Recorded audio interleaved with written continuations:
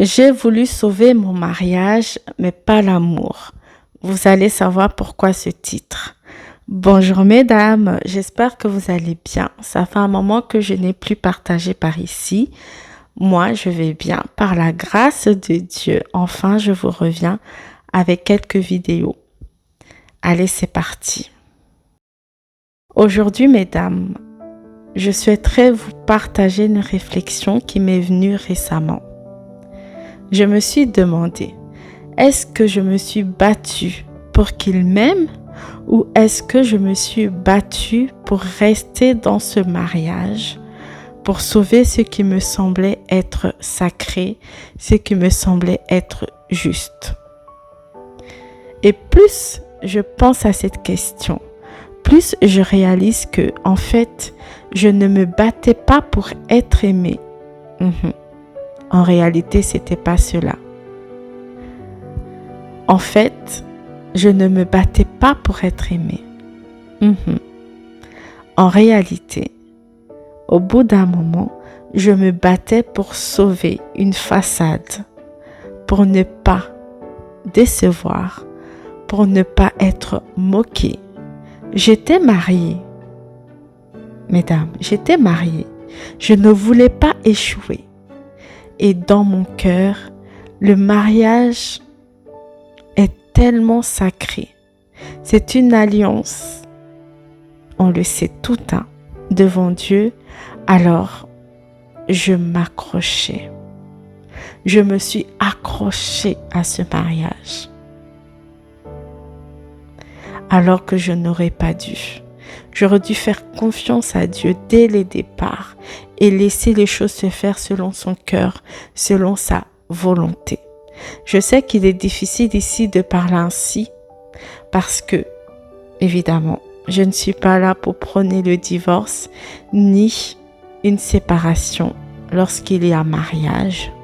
Mais soyons réalistes, nous devons remettre toutes choses à Dieu et faire confiance à Dieu dans chaque saison de nos vies. Et laisser les choses se faire si des choses doivent se faire. On se comprend bien, mesdames.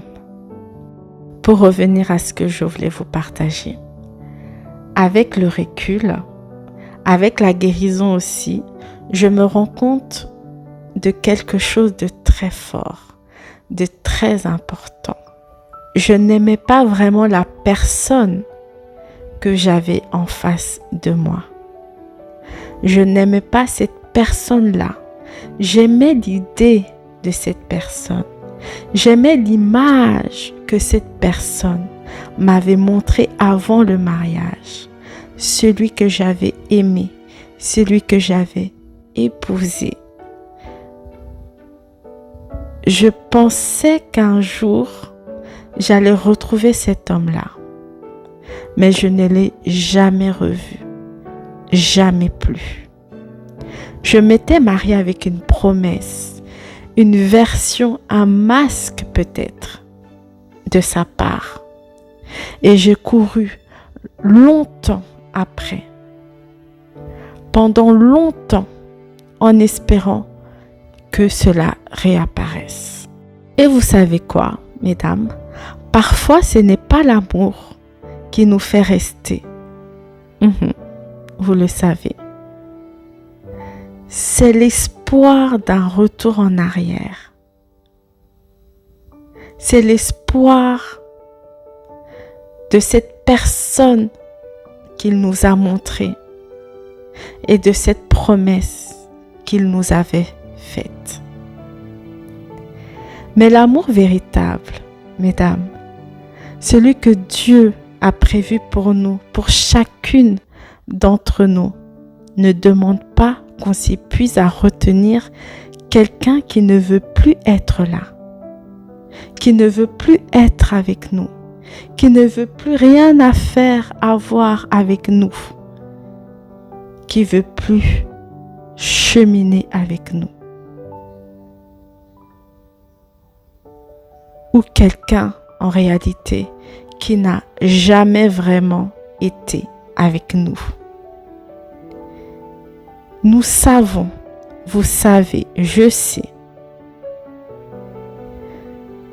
que Dieu ne nous demande pas de sacrifier notre paix.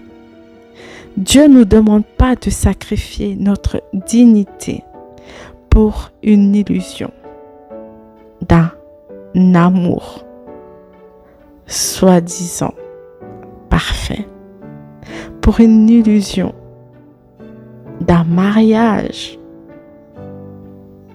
qu'on souhaiterait, qu'on voudrait avoir.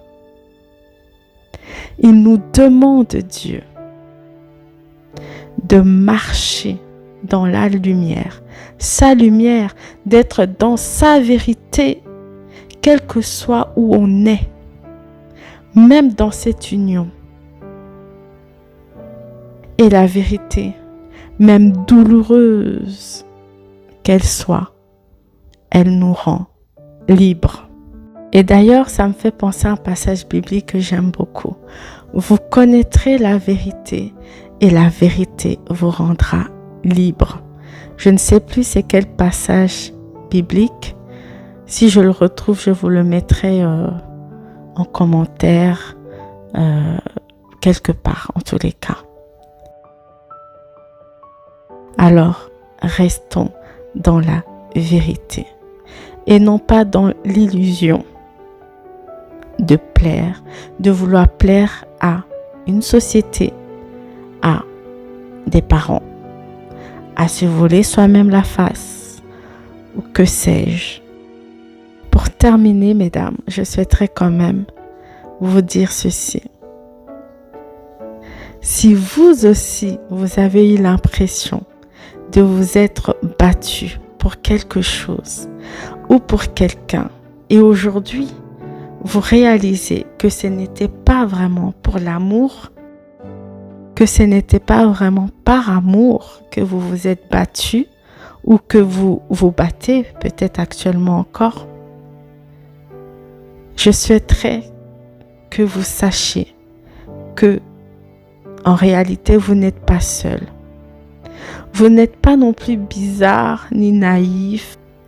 Vous êtes tout simplement une personne qui veut y croire. Une femme qui voulait tenir sa promesse envers Dieu, qui veut tenir sa promesse d'engagement envers Dieu. Et c'est honorable. C'est honorable. Mais, il y a quand même un mais. Vous avez le droit d'ouvrir les yeux. Ce que je vous disais, d'être en vérité, d'être réaliste avec ce que Dieu attend de vous dans cette saison de votre vie. D'honorer ce que vous ressentez et de commencer un chemin de vérité, un chemin de paix et de guérison pour appui le Seigneur au nom de Jésus de Nazareth. J'espère que ce podcast vous a éclairé, vous a aidé d'une certaine manière ou vous a invité à une réflexion que peut-être vous n'avez pas.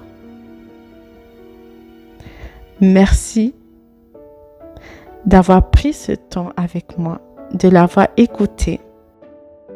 Et si ce que j'ai partagé ici résonne en vous, n'hésitez pas à le partager, à le réécouter, pourquoi pas, à l'enregistrer, à mettre des commentaires, à vous abonner si ce n'est pas déjà fait.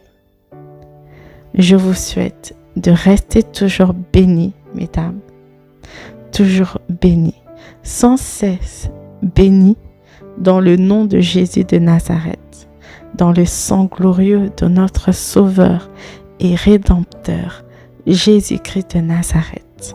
Amen.